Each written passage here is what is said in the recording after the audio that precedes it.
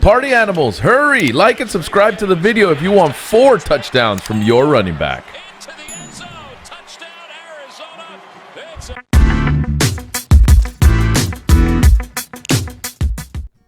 If we had to criticize Mr. Goodseats' $1 million lineup, right? What would you say was bad about his lineup? He's going to look at me and be like, yo, man, you're an idiot, dude. I won $1 million. All right, you won $1 million. Ty Johnson sucks. Be like, yo, you could have won $2 million. By the way, there's no way you could have predicted the whole Ty Johnson vultures, right? Like the whole West Hills thing. You couldn't do that. By the way, it's true, but here's the thing. So Fonzie says Tampa or running backs against Tampa, which is really tough. I understand that's a horrible matchup, but 3K with the injury to Bo Scarborough back there, like I don't know. You could have done better, obviously, but was it the worst play? No, I don't think it was the worst play. I don't think so. It was so I'm with you. I did not play any Ty Johnson. I never had him on my radar. You thought McKissick was the guy? Yeah, whether you thought it was McKissick, whether you thought it was Ty Johnson, no one thought it was going to be the Hills guy, right? But outside of Ty Johnson, I have no issues. This lineup is fantastic. This lineup was fantastic. Winston to Godwin, amazing. Running it back with... By the way, did you guys think Amendola was better to run it back than Kenny Golladay? I was on you guys saw my stream. I was on Amendola a ton. Amendola was the better play there, right? Can we agree? Especially, I guess when factoring in price, sure.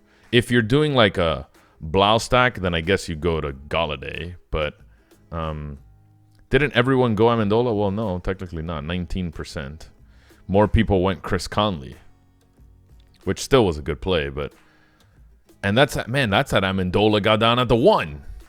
So it could have been better. Tyler Higbee, fantastic play. McCaffrey, if you could afford him, we thought everyone thought he was a good play.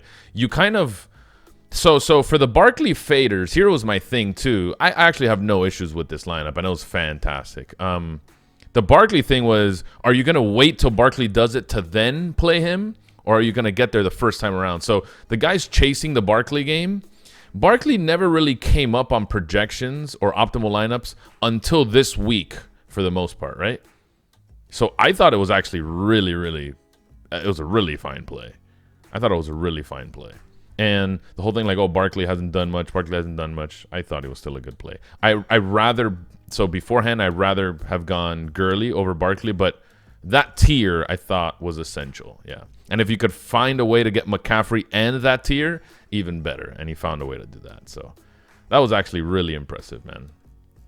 Really impressive. He had multiple entries. And, of course, for the guys that do, like, 5 max or 6 max, look how you just differentiate quarterbacks. We talk about it all the time. If you have minimal amounts of lineups or limited amounts of lineups, differentiating at quarterback is probably the way to go.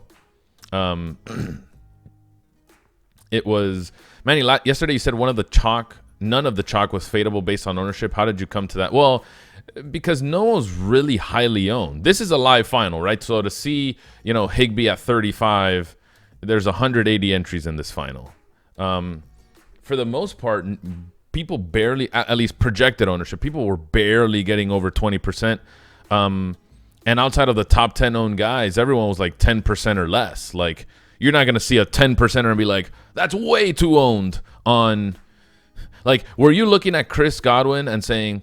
oh, 15% was way too high owned for me to go there. Like, what the? No, you were not.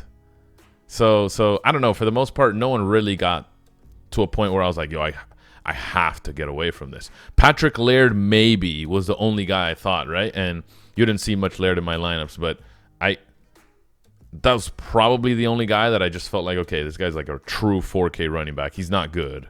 Miami's still garbage. They don't even score. Like, there was a clear path to failure.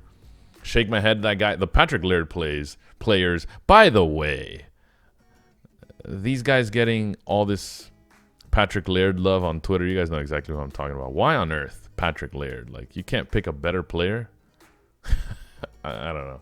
Anyway, so yeah, I didn't think fading at all. Just making the very best plays yesterday was the way to go. And And that's kind of why I said that. Like we didn't have anyone that I thought beforehand was going to be 40%, right? Obviously not talking about a final. So yeah, I didn't think anyone was truly fadeable.